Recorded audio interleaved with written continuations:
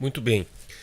Chegamos ao assunto cloro estabilizado e ácido cianúrico. Um assunto aí bastante importante e que ao mesmo tempo é polêmico. Considerando que o cloro gás ele é mais usado na indústria, nós vamos focar então nos cloros para piscina, que é o cloro orgânico e o cloro inorgânico. Porém, nessa aula, vamos concentrar o estudo no grupo dos cloros orgânicos. E nesse grupo se destacam dois tipos, que é o dicloro isocianurato de sódio, ou chamado simplesmente de dicloro, que é esse composto aqui. É um composto de anel benzênico com ligações aqui de nitrogênio e dois cloros, né, como o nome diz, dicloro, tem dois cloros. E ele tem aqui tem os radicais de oxigênio, e aqui num deles tem ligado um sódio, que depois pode se hidrolisar, pode sofrer reações de equilíbrio e se transformar no ácido cianúrico. E o outro composto orgânico é o tricloro isocianúrico, ou tricloro S-triazina-triona, ou ainda simplesmente o tricloro, que é um composto parecido, com o mesmo anel benzênico, porém agora nós temos 3 átomos de cloro. Então esses dois compostos aqui são os que mais vamos falar aqui ao longo dessa aula. Os cloros orgânicos, também chamados de cloro estabilizados, eles são produtos normalmente granulados, sendo que o dicloro é mais granulado mesmo e o tricloro é mais apresentado em pastilhas na forma comercial. E na água, esses produtos hidrolisam formando o ácido hipocloroso. Porém, além do ácido hipocloroso, o dicloro produz o sal do ácido cianúrico.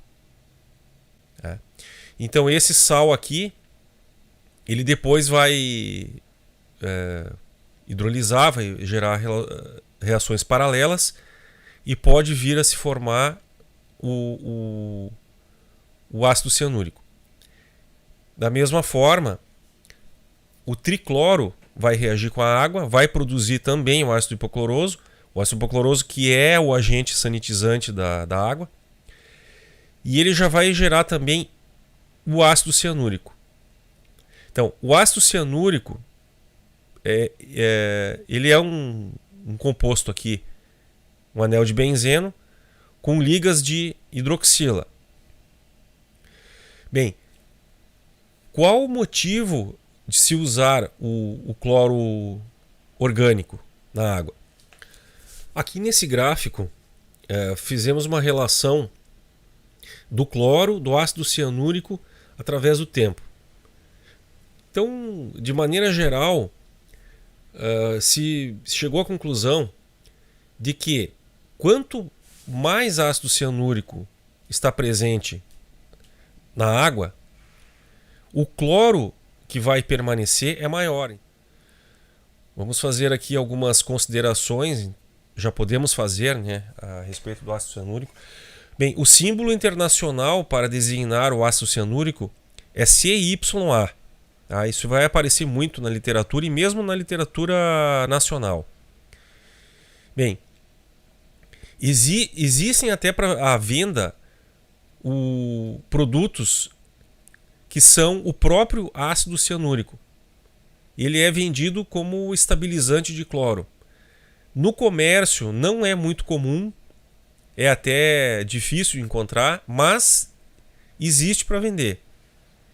Porém, se se usa cloro orgânico, não vai se usar estabilizante de cloro, porque o estabilizante de cloro é o ácido cianúrico que é gerado pelo próprio cloro orgânico. Se se usa cloro inorgânico, aí vai ter que, se quiser se estabilizar, vai ter que se dosar ácido cianúrico. Então vai ter que se dosar 2 produtos na água, o que não é muito econômico e também não é muito prático. As legislações que regulamentam o uso de derivados isocianuratos. Então tem aqui citadas as normas da BNT 15784, 16570 e uma resolução da Anvisa, número 14 de 2007. Com relação ao tempo de inativação de bactérias na presença de cloro, porém também na presença de ácido cianúrico. Então o que me diz esse gráfico? O potencial de oxidação e o ácido cianúrico. Essa é outra, daria para dizer que é um terceiro efeito colateral aí do excesso de ácido cianúrico. Por quê? À medida que aumenta o ácido cianúrico, se diminui a medição de oxidação do ARP, medida em milivolts. Aqui um outro gráfico que mostra a relação do ácido cianúrico, do ácido hipocloroso e do íon hipoclorito. Aqui mais um gráfico relacionando os diferentes teores de ácido cianúrico em piscinas que receberam algas. Isso aqui é um teste de laboratório. Voltando então ao assunto limites seguros de ácido cianúrico, há quem diga que o limite de 400 é seguro, outros falam em 100. E aqui no site da Orenda fala que seria 15 o limite. O assunto superestabilização, então, depois de tudo isso que já foi falado, se confirma, né, que não passa de um mito